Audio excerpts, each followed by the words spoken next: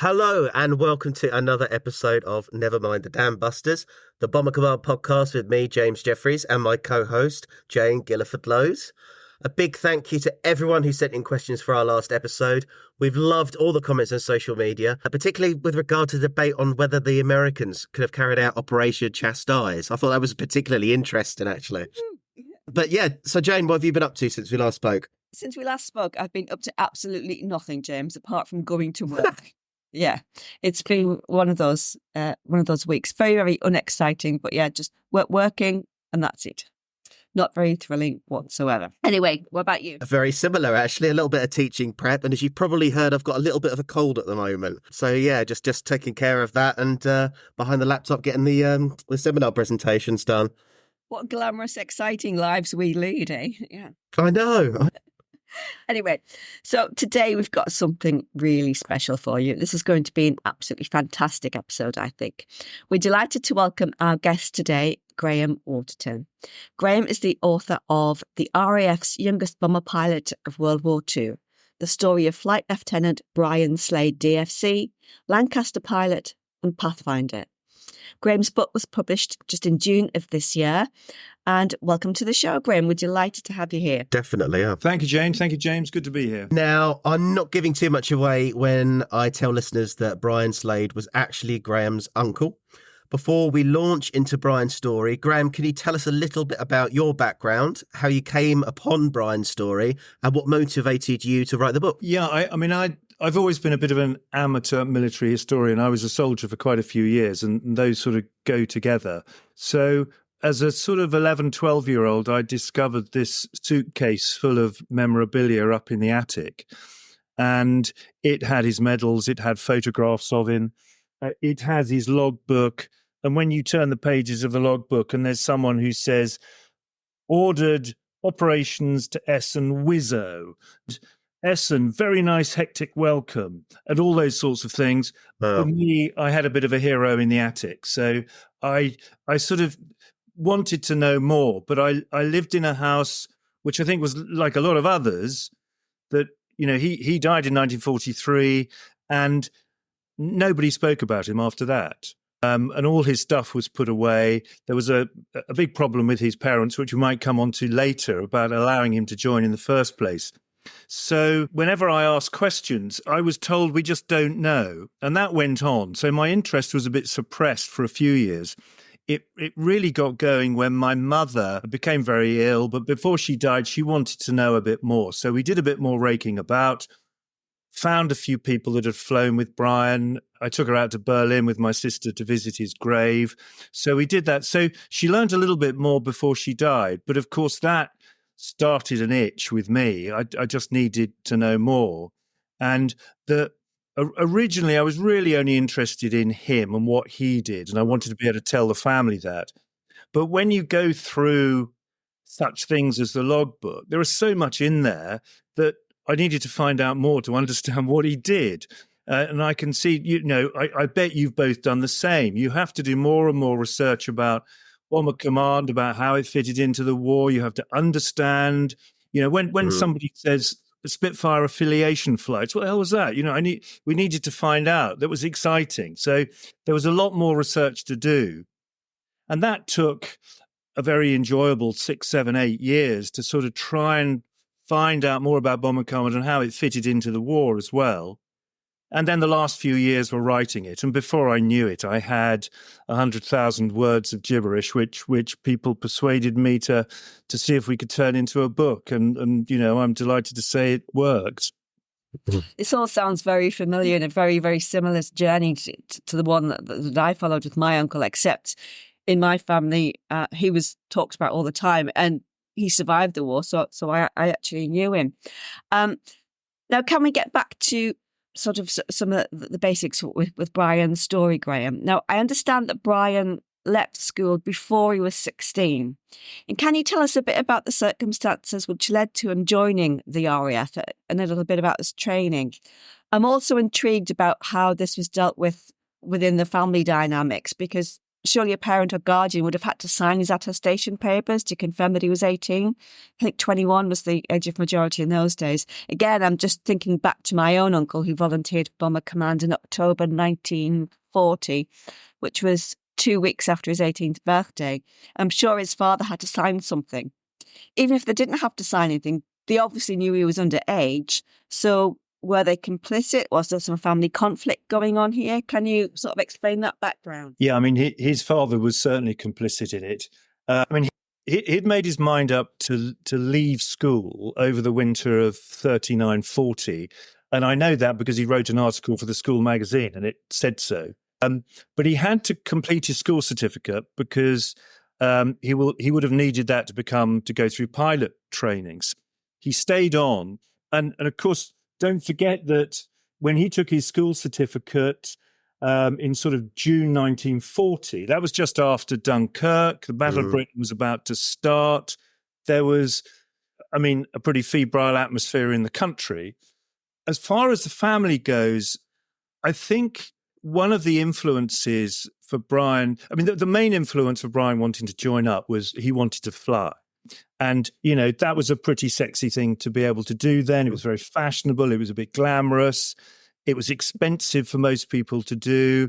Joining the RAF was a way of someone paying you to go and fly. So I think that was a huge appeal. His father was quite an influence. His father, my grandfather, was in the 17th Lancers, fought at the Battle of Amiens in 1918. So there was a bit of a family sort of culture of service anyway.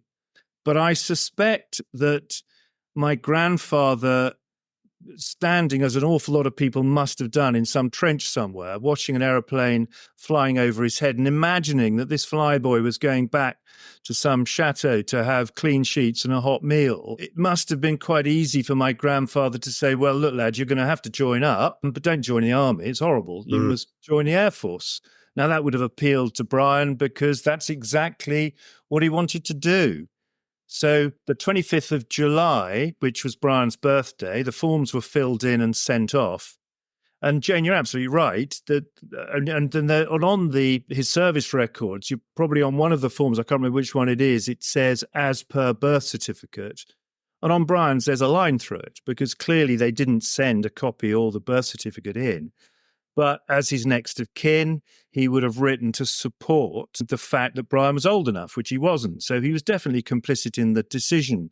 Sure. And that had real implications on the relationship between my grandparents after his death, because there was a lot of guilt flying about, as you can imagine. But so, and what also is quite interesting, I found, and Jane, you might have found the same, is that training command then was creaking under the growing pains and the demand for aircrew.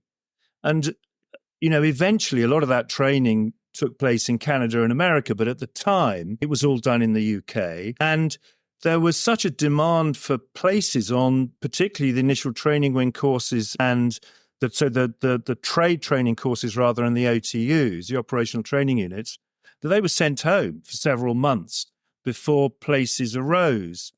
Well, he clearly was quite lucky because looking at his service record, he skipped through all those things very quickly. And by the time he was 16 years and 27 days when he went off to the reception centre. By the time he got to do his wings test, so he'd done his Mars Magister training at the elementary flying training schools, then the service flying training schools on Airspeed Oxford.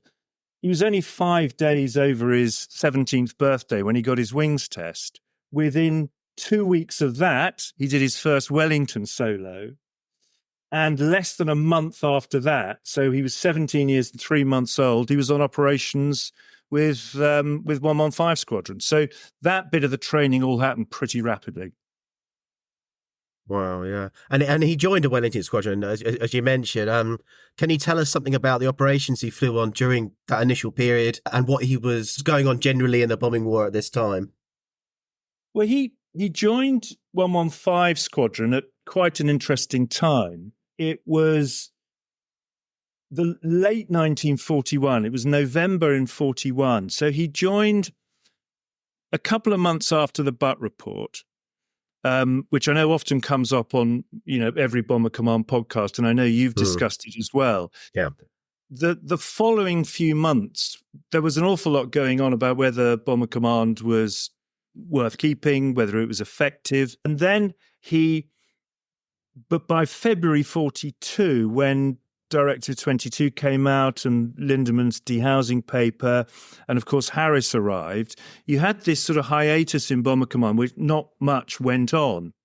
For instance, I think August, September and October 41 and in November, the squadron were doing between 7, 8, 9, 10 ops a month. By the time you got in December, January and February, it was a handful. I mean, in February, they only did 2 ops for 3 aircraft. One of those was the Channel Dash. And in January, there was only 5 ops for 1 or 2 aircraft. So operations through that period over that winter there weren't many of them.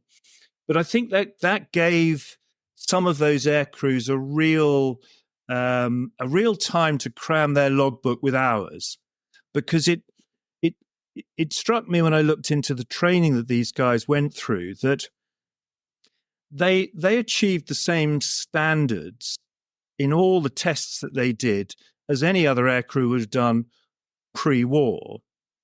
But when they got to the squadron, a pre-war pilot, when he got to his squadron, he would just do dozens, hundreds of hours of just flying in bad weather, dealing with issues on the aircraft, dealing with crew issues, getting lost. How do I find my way back to my own airfield? All those sorts of things were built into pre-war experience before you went operational. These guys arrived well-trained and qualified, but within 10, 15 hours, they were operational. Well, Brian and that group that arrived then, they had 3 months of extra training, which really must have helped before they had to go on to operations. I mean, everything really accelerated very quickly after that, because as I say, in February, they only did 1. March, they did 8 ops. In April, 115 Squadron did 19 ops, which was a lot. He arrived at an interesting time. I think the other thing about 115, there were a lot of, 115 Squadron was an interesting squadron. They had a fantastic war record, but one of the interesting things that they did was training with G, and G was this one of the first navigational aids. It was quite difficult to sort of interpret through the operational record books, particularly, but it was quite fun to work out who and what they were doing with G. I mean, on the 1st of March, there was something in an ORB that said 3 crews undertook special training. Ooh, right. What's all that about? 4 days later, 1 crew undertook special training. We now know that was training for G.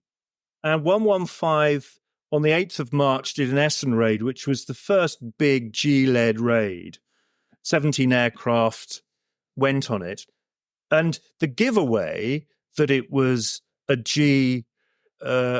navigation-led, a G-led operation, was that the bomb load that they all had, it was all flares and TIs, or really SBC, small bomb containers full of incendiaries. So that was a marking operation. This is pre-Pathfinders, but because they had trained on G, they were doing marking operations quite early. And quite often there's nothing in his logbook about it at all, but in the ORBs, there's increasing mentions, particularly things like bombed by TR fix. So, the TR-1335 was the bit of kit with an oscilloscope that was basically what the crews had in the aircraft. But he was there for 7 months. And he did his 34 ops. I've said to people before that, he did the 1,000 bomber raids. And everybody goes, wow, the 1,000 bomber raids, how amazing. But of course, by the very nature of the 1,000 bomber raids, there can't have been that many people in Bomber Command who were not on holiday or on a course who didn't do the 1,000 bomber raids. But he did a lot of others. I mean, he did Bremen, Essen 5 times each.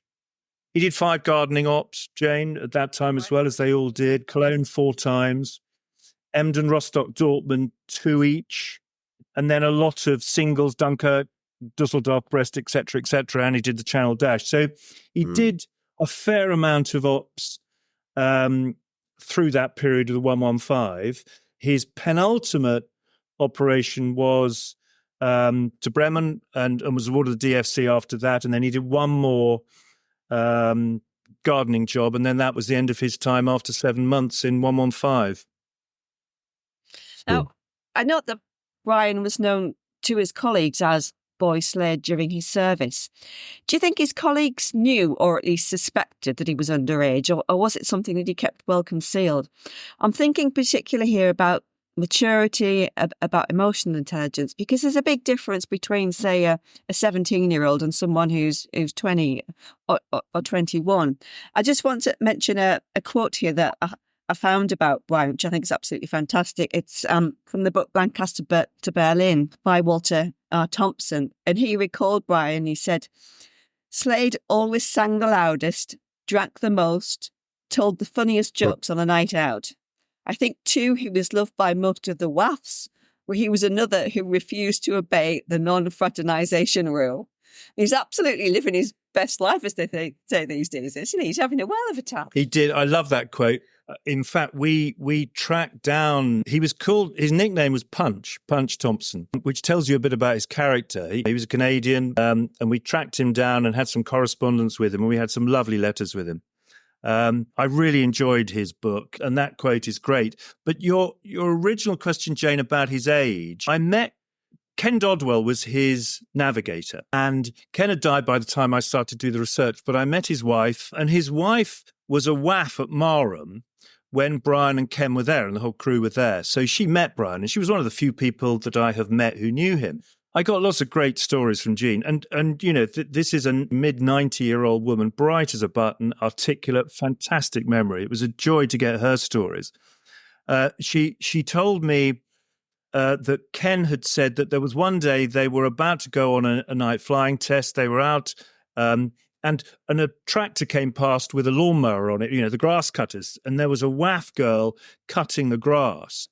So they flagged her down, and the crew then watched as she got out of the seat and Brian got in, and he stalled the tractor, and then he went jerking down and he shot off down to the bottom and came back again, jumped off the tractor with a huge grin on his face and climbed into his Lancaster. And one of the crew said to Ken, what was all that about? You know, why was he on the tractor? And he said, well, our pilot can't drive. That's the first time he's ever driven anything.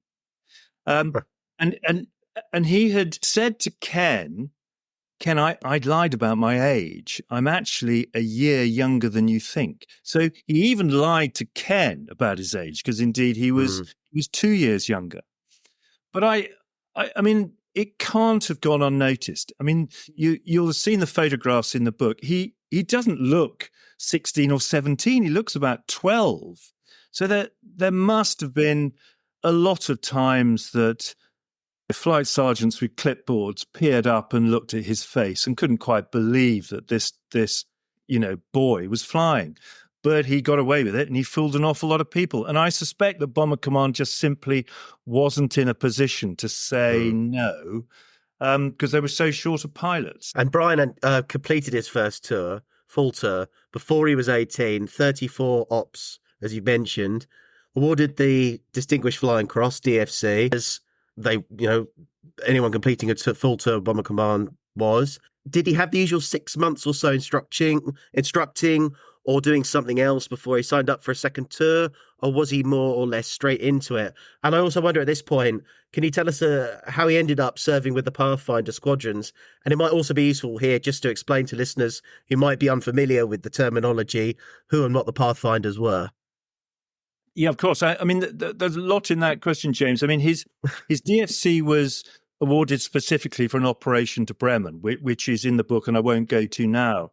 But yeah, he went to an operational training unit as a screen pilot. So between each tour of operations, not that everybody did a second tour, but between tours, they went to the operational training units, and they were there not specifically as instructors, but really to add weight to the instruction that was being given, and for trainee crews to hear what it was like to do the job for real.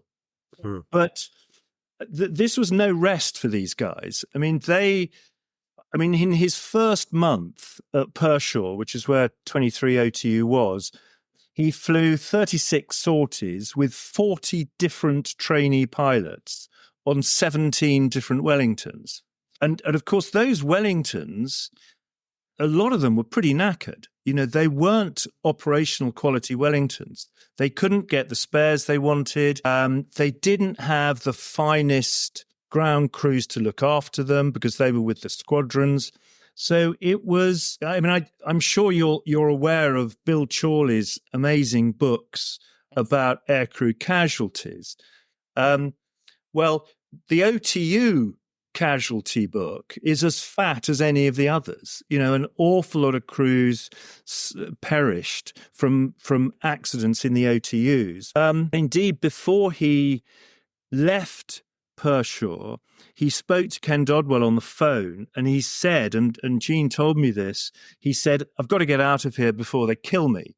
So he was perfectly aware that your luck could run out on an OTU. And so he decided, now's the moment to go.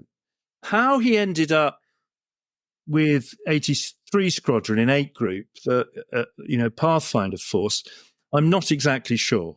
I mean, whether he was recruited because, Pathfinders were established as a bit of an elite organization. And it's, you read that the best and elite crews went there. I mean, that isn't strictly the case because 83 Squadron went en bloc. The whole squadron moved down from Scampton to Witten virtually overnight. So I don't think it's true to say that they were necessarily the elite, but certainly you had to volunteer for it, and the whole squadron did.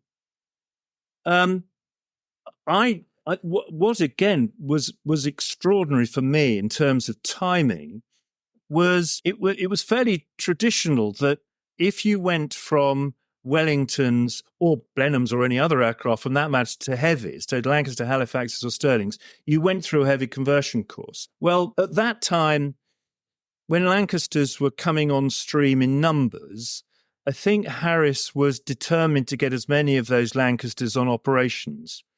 And he didn't want to send them to the heavy conversion unit. So all the HCUs were Halifaxes. But Brian and his crew skipped that completely. They went straight to Witten, and they did their Lancaster conversion at Witten.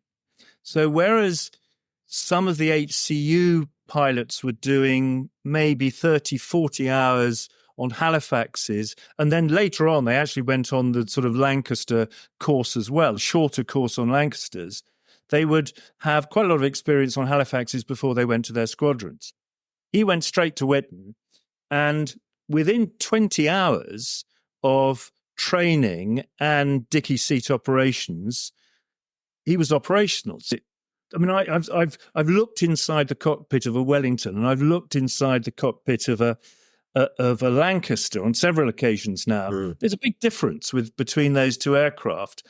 And he just turned up at Witten, had a few runs up and down and a few circles round, and he was off on operations. So that, again, was, to me, pretty remarkable. And I say him, that was what happened at that time. Operationally, I don't think there was any link between experimental target marking operations that he did with 115 Squadron and going to the Pathfinders. I think that was pretty coincidental. Why he went to a Pathfinder Squadron, I think there was a couple of things going on. I suspect that because it was an elite organization, that is appealing. If you're a good pilot, if you've done your 34 ops, you probably think you're a very, very good pilot. Whether he was or not, I don't know. But he probably thought, okay, the elite, I like the sound of this. So I thought there was a bit of that. Of course, they got a rank higher, promoted. They also got extra pay. So that move to Pathfinders, I think, was quite appealing. And he was still very young. He was only just 18 when 18 and a bit when he went to Witten to join the Pathfinders. I'm really interested to hear about Brian's Pathfinder operations, and I wondered how much you've actually been able to find out about Brian's role and the operations that he took part in during his time with 83 Squadron. He joined 83 pretty much at the beginning of the Battle of the Ruhr. He did Duisburg twice. He did the 2 Wuppertal raids, Dusseldorf, Dortmund, Bochum, Cologne, the normal group of targets. He did a few others as well. He did 3 trips to Italy. So he did the normal lot, did Nuremberg as well. I think the thing about that interested me about the Pathfinder role was I've always felt about these air crews that it was good to be lucky, but it was really better if you were good. And you would probably last longer if you were really good at what you did. And the onus was on those crews to train hard, to learn their job, to learn the tricks, to have a good crew that trusted each other and worked together. And I think the Pathfinders sort of embodied that sort of principle of, let's be good at it. They had a very strict hierarchy. I mean, as you know, within, I think, about 10 ops, you had to go and take your Pathfinder badge. There was a test that you had to do. And you had to have achieved a fair amount in those 10 ops to prove that you were good enough to be a Pathfinder in the future. They also had a real hierarchy of roles within the Pathfinders. Freshman Pathfinder crews nearly always did 3 or 4 or 5 operations within the main force. They probably didn't even have markers, so they'd just have the normal bomb load of HE and incendiaries. The first time that they would have TIs, have target indicators, would be doing something called the backers up role. So if you imagine that before Pathfinders started, crew would normally be given their target. They would navigate their own way there. They would hopefully drop bombs in the right place. And as the Butt report indicated, that didn't happen very often. So there had been various experiments, I think, with target indication before. And as we've seen in 115 Squadron, there was a bit of it there. But Pathfinders had started, Harris was against it to start with, but, he was persuaded as long as he could put the right man in the job, and he chose Don Bennett, who became head of the Pathfinders. Don Bennett was a very rigorous man on training. He wanted the best crews, and the hierarchy, you only progressed in your marking as you went and got more qualifications. Now, the backers up role was really to keep the markers going. So when the first markers went down, and what I thought was quite interesting, that nobody in Pathfinders ever talked about targets. Targets were not their bag at all. What they were interested in was the aiming point. The aiming point was everything. So the target quite often was quite away from the aiming point, but that's what they were after. So the first TIs that went down on their aiming points, those 250-pound TIs lasted about 3 minutes. So you had to keep topping them up all the time, all remarked with different colours, in order for the main force to bomb on those targets. So your first job as a Pathfinder would be as a backer up. There was then another rather wonderful person called a recentrer. That was really a backer up, but slightly differently, in that would be a different aiming point. So when one aiming point had changed, so when you had multiple aiming point operations, as you did in Peenemünde, where there was 3 aiming points, it was the recentrers that looked at where the original aiming point was, and they moved it to the next one and maybe the next one. Then you had visual markers and blind markers. The visual markers, as it sounds, they were just crews that had very good observational skills and good navigational skills. The blind markers were the ones that were very good at interpreting the OBO and H2S data. A lot of marking was done by mosquitoes, but there was quite a bit of heavy-only marking done as well. So you had to have H2S trained crews. And as you went through 1943, I think by the end of 43, by the beginning of the Battle of Berlin, virtually every heavy had H2S. It was not particularly effective. A lot of them broke down, but a lot of them had them. So those blind and visual markers were a step up in the hierarchy. And then, of course, you had primary visual markers and primary blind markers, and they were really the best of that bunch. Searby, who was the squadron commander of 83 Squadron, who also was the master bomber at Peenemünde, he said that the primary visual markers and the primary blind markers were the creme de creme of the PFF. And I think you needed crews that could accept that responsibility, because the success of an operation could depend on the accuracy of that marking. And they were known as sort of press-on characters. They were ones that were prepared to do the utmost to get a target marked. And reading the ORBs, the 115 Squadron ORBs, I don't know who it was that wrote them, but by God, he had a hell of a dry sort of approach to it. But the 83 Squadron chap who wrote those ORBs had a fantastic sense of humour, and there'd lots of... Yeah, they're very good. Yeah, I found that as well, researching, yeah. You can get some really, really dry ones and some that are really explanatory and colourful. And I just wondered, can you tell us what you've been able to find out about Brian's final operation over Berlin in August 1943? Yeah, fair bet. I mean, it was, up to that point, it was, the Battle of Berlin, is thought of as being sort of mid-November to March. Middlebrook always thinks that the Battle of Berlin started with those three operations in August and September. And I'm happy to agree with Martin Middlebrook. But it was a big operation. It was the biggest to date. 727 aircraft took off for it. It was a curious route in that they went to the south of Berlin, to really the southeast corner of Berlin, and then they turned sharp left and crossed diagonally across the city. But the defences in Berlin were legendary, but the Battle of Berlin started at a time when the night fighters had changed their tactics. Instead of the old, Himmelbett box approach, they had two or three other ways of deploying them called tame and wild sow, and both of those were in effect for the Battle of Berlin and on this first raid.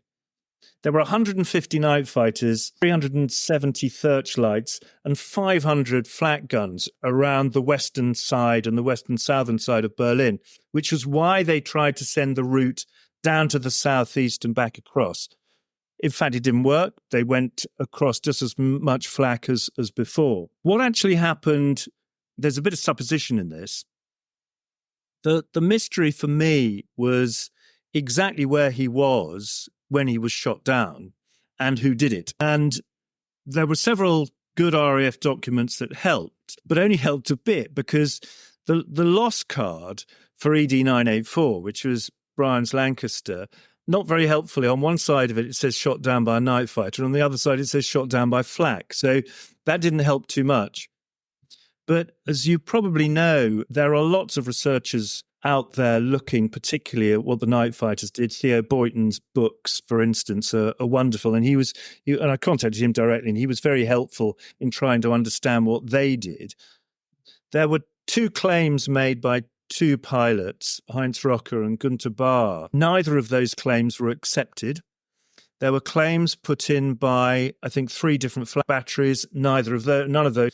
I think two of the searchlight units claimed they'd coned it, and neither of those were accepted. So that wasn't very helpful either. Walter Thompson, just before he turned left to go in on his run, he saw a red Lancaster, or a Lancaster blow up in a red fireball. So that must have been one that had one of the 4,000 target indicators, the red spot indicators. And that could well have been Brian. The evidence that I wanted, though, was from the tail gunner, because the tail gunner survived. He was blown out of the aircraft. So the other six perished, but Ron Turner, who was a tail gunner, survived. It took me years to track him down. Of course, he'd died, sadly, some time before, but I did track down his sons, and I met them and his wife, and they were great and so friendly. And he didn't tell us anything. And my heart sunk when I heard that, because I wasn't going to get any news at all. But they showed me his logbook, and the final entry in his logbook. And of course, he was separated from his logbook for about 4 years when he was in Stalag Luft 3. And he only got it when he got back, probably about 1946, 1947, he got his logbook. But the first thing he did when he got it back, he filled in red ink, shot down by a night fighter. That was fairly conclusive. And that is the way that the chapter in the book is ended. The trouble is that since I've written the book, I've been contacted by 2 crash site investigators in Germany, because we don't know exactly where it crashed. We know it crashed near the village of Nunsdorf, which is south of Berlin. They are determined now, having read the book, to find out exactly where the crash site is, which is fantastic. And I was in Berlin a couple of weeks ago. I didn't have a chance to meet them, but I will. They are pretty sure that he was shot down by flak. So that particular mystery is not answered yet, although I still think the surviving tail gunner's evidence is pretty fascinating. I suppose as well, if it exploded mid-air, there's going to be potentially not that much left of it to find. There may not be a crash site as such, just an area of perhaps widely scattered debris. Yeah, absolutely. And the 3 areas that they think, Uwe Benkel, I don't know whether you've come across Uwe Benkel. He's a crash site investigator in Germany. He gave me a circle on a plan. These 2 have given me 2 other circles. The great thing is they're all within 350 yards of each other by the same village. So I think, Jane, you're right, that it disintegrated and the bits landed in various parts. So, but anyway, hopefully we'll get to the bottom of that. Yeah. Just wondered, how have other family members reacted to the book? To be honest, I haven't had much feedback from them. I know lots of them have got copies of it. I went full circle on the research for this because it started off, I just wanted to know about Brian for the family. Then I needed to know about Bomber Command, what they did and what he did. But then it ended up really with me wanting to know more about the people he flew with. And I was reminded of it again in Berlin last week, that walking around the Berlin 3945 cemetery, they're all amazing, aren't they? These Commonwealth war graves. But it's an amazing place. And the majority of people in it are Bomber Command, air crew. And you walk up and down these roads and you see names, you see rank, you see a date, you might see an age. But behind every single one of those names is a real story. And there's a backstory about how they got in, what they did, who they flew with. Obviously, those guys didn't survive. But when you read names in logbooks and operational record books, they all have stories that went on. If they survived, what did they do? And it was really very interesting and satisfying to trace as many of those families as possible. With real different results. And some were incredibly emotional and very difficult. And I had some difficult conversations. I mean, so many of the families who had lost people rather dealt with it as my family did. They just didn't talk about it. They didn't want to know. It was a time to move on. Days, weren't they? But I know my great-grandparents, there was such a great deal of infant mortality.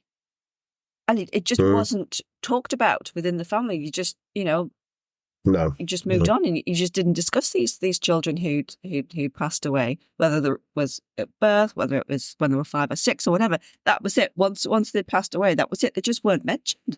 And I've always found that really, really bizarre. But I think it's very much sort of reflective as how sort of mortality and grief was dealt with at that time.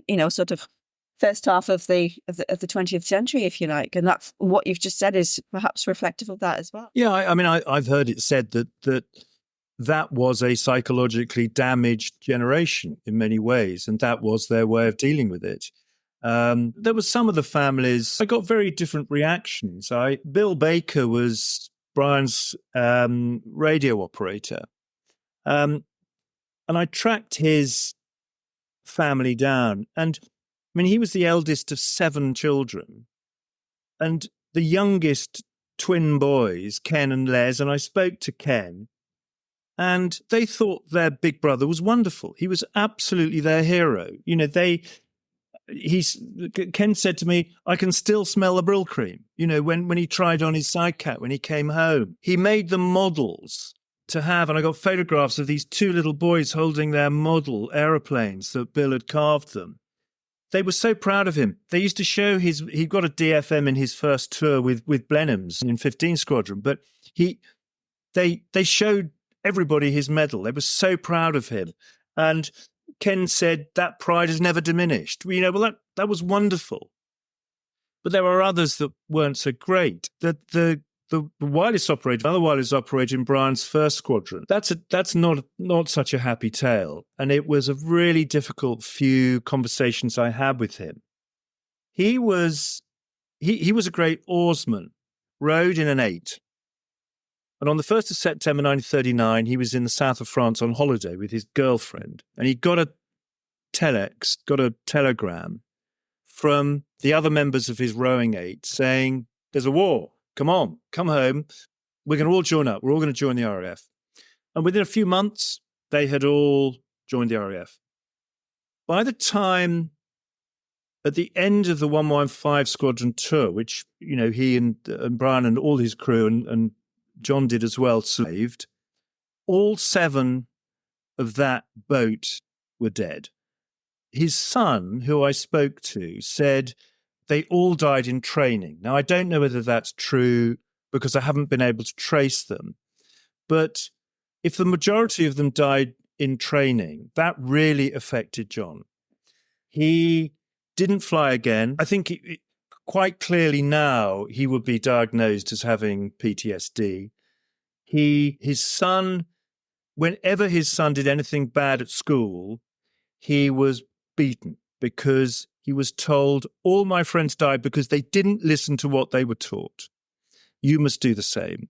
He fell out with his son. His son left him as soon as he could. He hated his father. His father hated him. He didn't see his father again until his father was 83. Now, I had never expected to see PTSD go to a different generation because that man suffered as his father did. But there were lots of other wonderful stories as well. Malcolm Freegard was another pilot in 115. He ditched once, was rescued, crashed again, Stalag of 3, came home, had a wonderful family and business career. But he had bouts of guilt as he got older, as I think so many of them did. Guilt about friends that he'd lost and you know, German civilians. And his son wrote to me, tell me all this, and a very brief quote, but I must read this to you. And he said about his father, on a positive note, Malcolm's wartime encounters did bestow on him a perspective and healthy disregard, possibly even contempt for many of the petty and comparatively insignificant trials and tribulations of daily life. His disdain for puffed-up pomposity of bank managers, tax inspectors, and other aficionados of officialdom. He was a man of much humour, humility, and humanity. And you sort of think, yeah, he might have had pangs of conscience, but he came through it. So there were a great mixture of reactions to families, but it was simply one of the joys, and some of them were very emotional for me. And one that really got me was Ken Dodwell, who I mentioned earlier. When I saw his family, they said, well, what are you doing next? What bit of research are you going to do next? And I said, well, I'm going up to the IBCC at Lincoln, the International Bombardment Centre, to do a bit of research, and I'm going to walk up and I'm going to look at these big iron plates with all the names on it. And they said, well, go and have a look at the remembrance stones because Ken wanted to have one. So we had one done for him. So I got up there, went to the walk, looked at that wonderful view of Lincoln Cathedral, did a bit of research. And as I was walking, oh my God, I've forgotten the remembrance stone. Went into reception. As you know, they're very good. You tell them the name and they look up and they tell you exactly where the stone is. So I went up And I was looking for a stone he retired as a squadron leader. So I was looking for a stone, squadron leader K. Dodwell. And I found it. But underneath it, it said Flight Lieutenant Brian Slade. Oh. So he had also added his best friend's name. And you think of the bonds of friendship that are created in those situations. And that it was a cold, easterly wind, which of course brought tears to my eyes. But I tell you, I was pretty choked up when I found that. Gosh. Graham, that was absolutely wonderful. Thank you so much for sharing Brian's story and those of his crew with us as well, and your own personal journey too. For our listeners, Graham's book, The RAF's Youngest Bomber Pilot of World War II, the story of Flight Lieutenant Brian Slade, DFC, Lancaster pilot and Pathfinder, is published by Airworld. And we'll include a link in the show notes to both the print and ebook version for you all, so you can check it out as well. It comes highly recommended. Coming up in the next few weeks, we're going to be talking about a young Canadian crew, again with an underage crew member, who crashed during a training flight over County Durham in October 1944.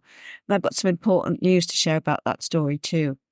We're also going to be talking about Bomber Command in the Battle of Britain. I know we've been promising to do this for ages, haven't we, James? But we will absolutely get around to it. We will. Yeah. Definitely. And as always, do give us a follow on social media. We're on Twitter, X, Instagram, and also YouTube. And please continue to send in your questions. We absolutely love them. Don't forget also to leave us a review or star rating wherever you get your podcasts. And if you'd like to help us produce more great content, please hit that subscribe button in the show notes. Thank you so much for listening, everyone, and a special thank you to our guest, Graham Waterton. See you all next time. Bye.